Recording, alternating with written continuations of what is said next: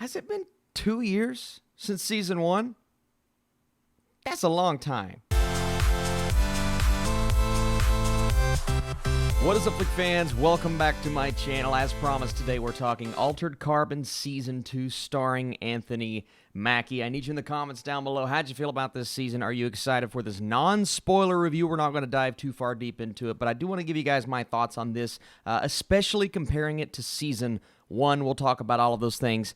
Let's get right into it. So, Season 2 begins 30 years after the epic conclusion of Season 1 and finds Takeshi Kovacs, a.k.a. Anthony Mackie, this time around the lone surviving soldier of a group of elite interstellar warriors, continuing his centuries-old quest to find his love, Quellcrist Falconer. After decades of planet hopping and searching the galaxy, Kovacs is recruited back to his home planet of Harlan's world with the promise of finding Quell. So Altered Carbon Season 1 has a lot of hardcore fans out there, man, and I really enjoyed Season 1. I was very surprised with how well Joel Kinnaman fit into this Blade Runner-esque, gritty, grungy, dark, brutal at times sci-fi world that was all about finding out who he was, how he fit into this world, and it almost had a low-budget feel to it. Well, at least a lower budget feel compared to this season, which focuses more on the grand scale action, and we're going to a new planet. We have new locations. We have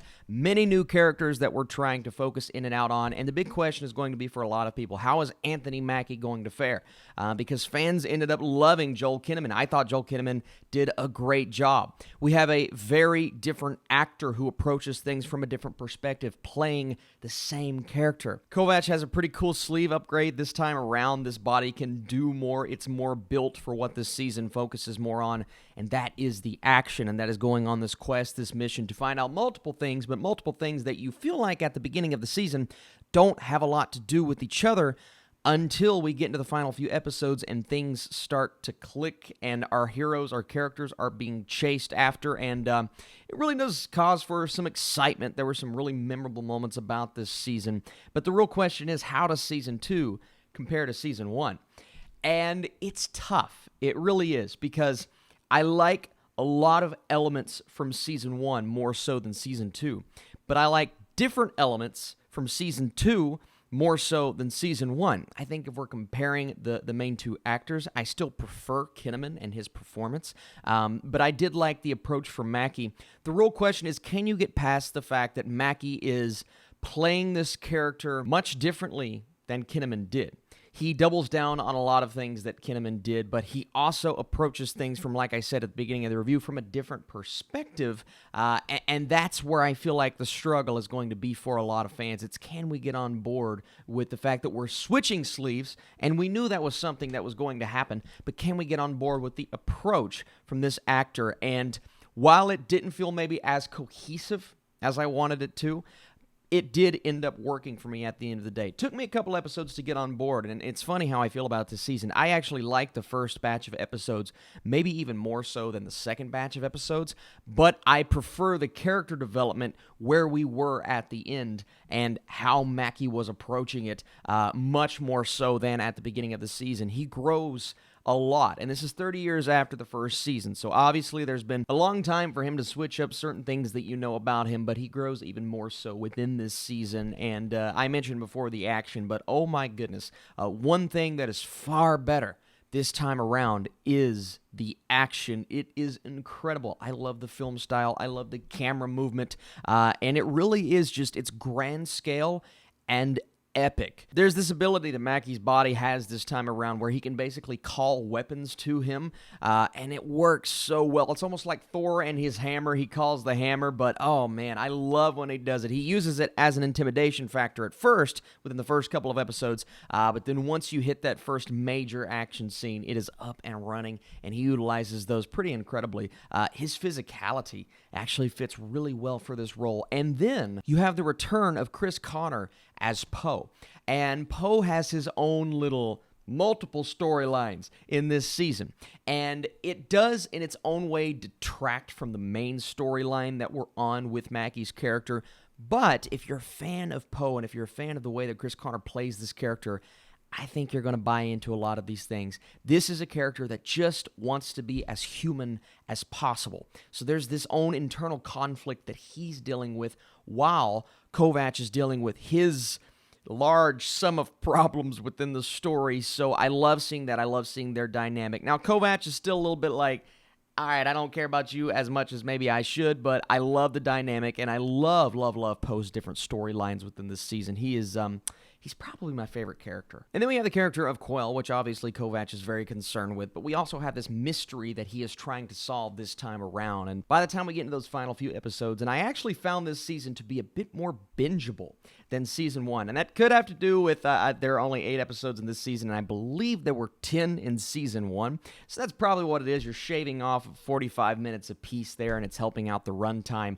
But by the time we get into those final few episodes, you are all in on this mystery, but you're also all in on the emotion behind how our main character is feeling about all of these different situations, because we're throwing on so many different sci-fi, and I hate to use this word, sci-fi tropes this time around, as opposed to the first, which kept it a bit more simplified, which kept the story in this world. And I know some are going to complain that the atmosphere has changed. It feels less like Blade Runner this time around, and things are more colorful, and we're on this more extravagant planet for the most part. And that is something that, I kind of miss the atmosphere from the first. I loved how it felt. It was slower, for sure. It was darker, absolutely. And it was a pace that not many shows can get away with, but I feel like that one did because of the source material and what it was based upon and how fans of the book responded to what that first season gave us. And this feels completely different, but you have to look at the fact that it's 30 years later. We're exploring different realms of the universe, and it all looks great. I mean, the special effects are phenomenal. Sometimes the dialogue is over the top, especially from some of our villainous characters. They're reporting to each other, and they're just so stoic and serious, and it sounds so cheesy when they're spouting out the dialogue, and I'm just like, okay, that's a bit too much. But I still really ended up liking what Season 2 gave us. Is it as good as Season 1? Well, it's just different. It's a very different feeling show, and obviously you have the trope of we can bring in a new actor every single time because we can continue to switch sleeves, and that's a cool concept. Then we had the time skip and the fact that we have a new atmosphere this time around, so they're going to be very different, but it slightly felt different in tone as well, and I feel like this may work more for a mass audience, but as someone who really appreciated what the first one did, and I may even be in the minority. I know it didn't get the highest score on Rotten Tomatoes and whatnot, but I thought Season 1 was really, really cool.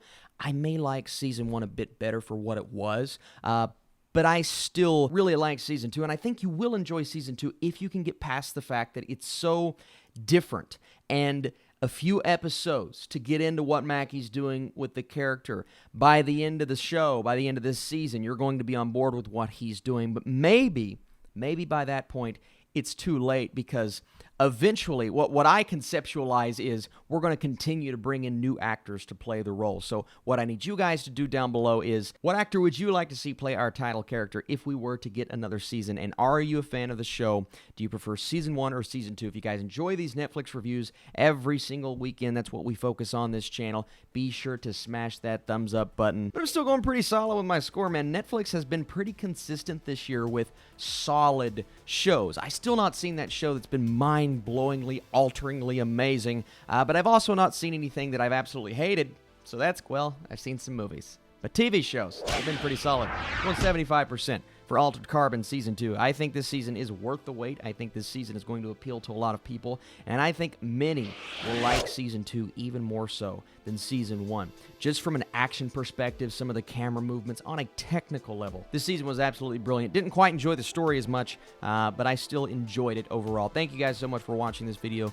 Be sure to stay tuned, because later on today, The Invisible Man review coming from this channel. I'll see you soon. Hey guys, real quick before the video ends, 2 updates for you. 1, be sure to check out mine and 3C Films podcast on YouTube and iTunes. It's called Film Strippers.